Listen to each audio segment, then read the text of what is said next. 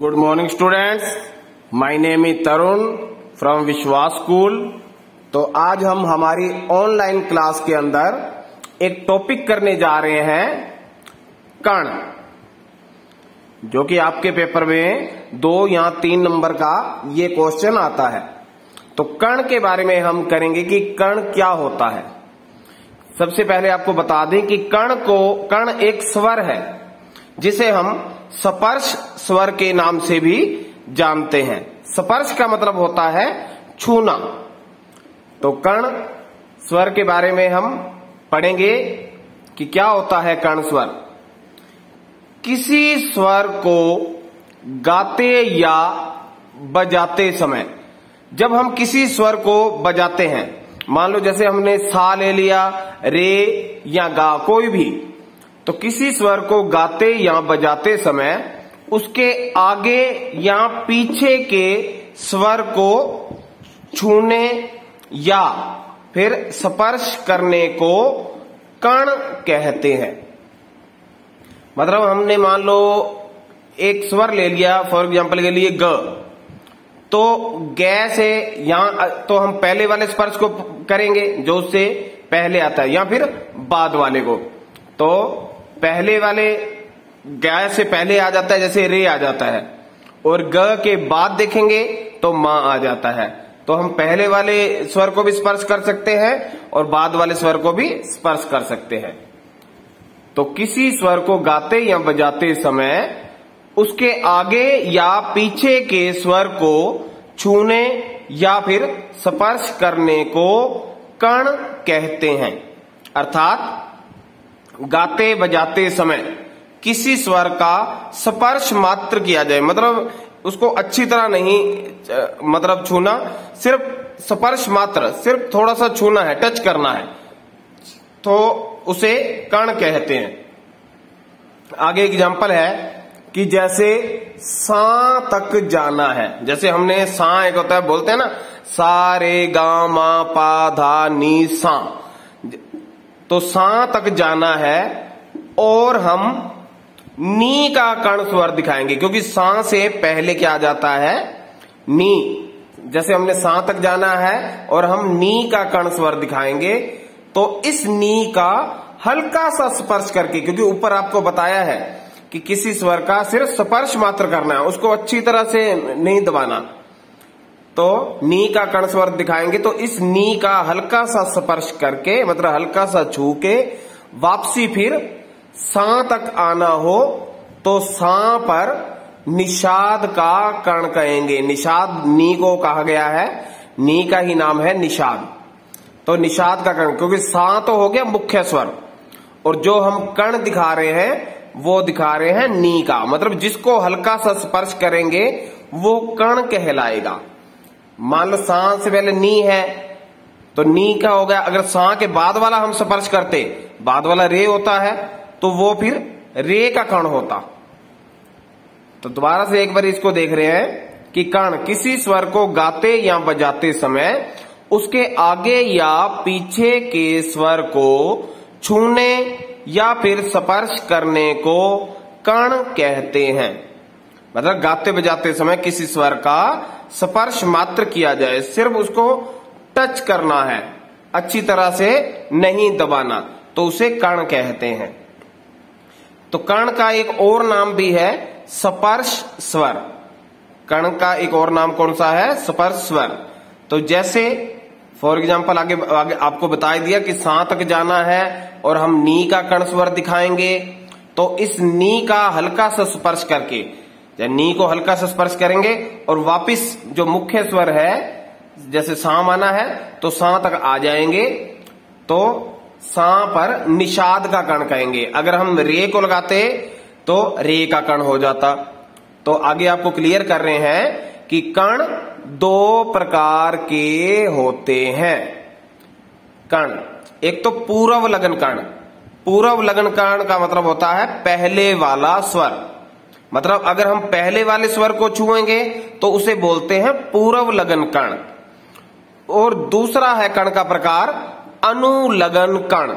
और अगर हम बाद वाले स्वर को स्पर्श करते हैं अनुलग्न कण का मतलब बाद वाला स्वर, बाद वाले स्वर को स्पर्श करते हैं तो उसे कहते हैं अनुलग्न कण। तो कण के दो प्रकार हैं, एक पूर्व लग्न कण और एक अनुलग्न कण। पूर्व लग्न कण का मतलब पहले वाला स्वर, जैसे फॉर एग्जाम्पल जैसे ग स्वर है तो ग से पहले रे आ जाता है तो रे का कण देना है, तो वो तो हो जाएगा पूर्व लग्न कण। और अनुलग्न कण में क्या होगा, बाद वाला। जैसे ग स्वर है तो हम ग के बाद म आ जाता है, सा रे ग म।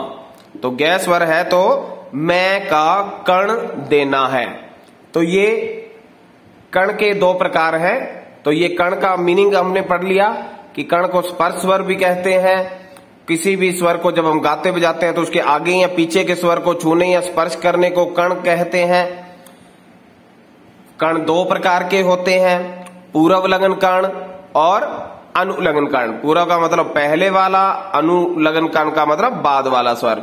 ग मतलब पूर्व में हम पहले वाला देखेंगे, जैसे ग स्वर है तो रे का कण देंगे, और अनुलग्न कण में बाद वाला स्वर देखेंगे हम। जैसे ग मुख्य स्वर है तो मैं का कण देंगे।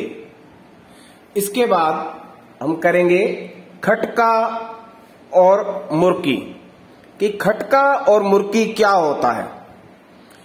मुर्की के बारे में हम पहले पढ़ते हैं कि द्रुत गीत में 3 स्वरों की एक अर्ध गोलाई बनाने को मुर्की कहते हैं। द्रुत गीत ये लय के हिसाब से होता है, जैसे लय 3 होती हैं। अगर हम किसी स्पीड के हिसाब से चलें गाने की तो एक द्रुत मतलब बिल्कुल धीरे, एक विलंबित मतलब फास्ट हो गई जो, और एक मध्य है। द्रुत, विलंबित और मध्य है। तो ये गीत उसी के अकॉर्डिंग चलता है।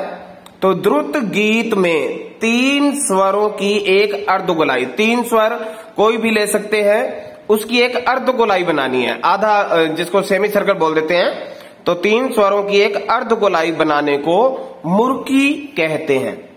आधुनिक समय में जो गायक होते हैं, गायक मतलब गाने वाला, एवं वादक, वादक होता है जो बजाने वाला होता है, कोई भी इंस्ट्रूमेंट प्ले करने वाला।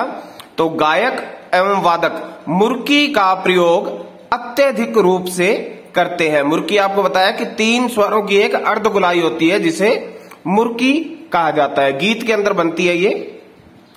तो संगीतकार, संगीतकार मतलब जो भी सिखाने वाले हैं वो अपने शिष्यों को मुर्की लगाने के ढंग से भली भांति अवगत भी कराते हैं, मतलब उन्हें बताते हैं कि मुर्की को किस ढंग से लगाया जाता है या फिर गाया जाता है। मुर्की का प्रयोग जैसे आपको बताया ना, गायक और वादक मुर्की का प्रयोग करते हैं। इसका मतलब मुर्की का जो प्रयोग होता है वो गायन में भी होता है और वादन दोनों में ही होता है। मतलब गाने में भी मुर्की का प्रयोग किया जा सकता है और वादन मतलब बजाने में भी मुर्की का प्रयोग होता है। उसके बाद है खटका। खटका क्या होता है, इसमें वृत्ति, वृत्ति का मतलब है गोलाकार, इसमें गोलाकार बनाते हुए 4 स्वरों के समूह को खटका कहते हैं। जैसे मुर्की में हमने पढ़ा कि द्रुत गीत में 3 स्वरों की एक अर्ध गोलाई बनती है, लेकिन खटका में क्या होता है 4 स्वरों का समूह हो जाता है। तो 4 गोलाकार बनाते हुए 4 स्वरों के समूह को खटका कहते हैं। इसे लिखने के लिए स्वर को कोष्ठक में लिखते हैं। कोष्ठक जिसको आप ब्रैकेट भी बोल देते हो, उसमें लिखा जाता है। जैसे फॉर एग्जाम्पल यहां बताया गया है कि प से, जैसे प यहां लिख दिया ना ब्रैकेट में, प से प ध म प, जैसे आपको बताया कि 4 स्वरों का जो समूह होता है वो खटका होता है। तो प ध म प, अगर हमने इसको एक सिंगल में दिखाना है तो हम ब्रैकेट में प लिख देंगे तो हमें पता चल जाएगा कि ये प ध म प ही है। तो खटका का प्रयोग केवल वादन में किया जाता है। वादन मतलब केवल बजाने में ही इसका प्रयोग किया जाता है।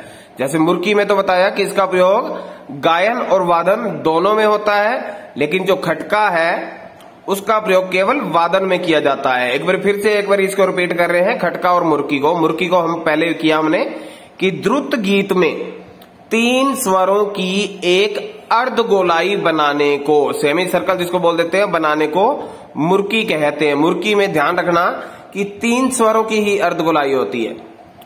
आधुनिक समय में गायक वादक मुर्की का प्रयोग करते हैं और मुर्की का प्रयोग गायन और वादन दोनों में किया जाता है, मतलब गाने में भी और बजाने में भी। और खटका में आपको बताया कि इसमें गोलाकार बनाते हुए 4 स्वरों के समूह को खटका कहते हैं और इसे लिखने के लिए स्वर को कोष्टक में लिखा जाता है। जैसे फॉर एग्जाम्पल आपको यहां बता दिया गया था कि जैसे प से प ध म प ही जाएगा। और खटका का प्रयोग केवल वादन में, वादन मतलब बजाने में ही किया जाता है। तो ये हमने आज के ये टॉपिक पढ़े, कर्ण, खटका और मुर्की के बारे में। तो आज के लिए इतना ही। Thank you.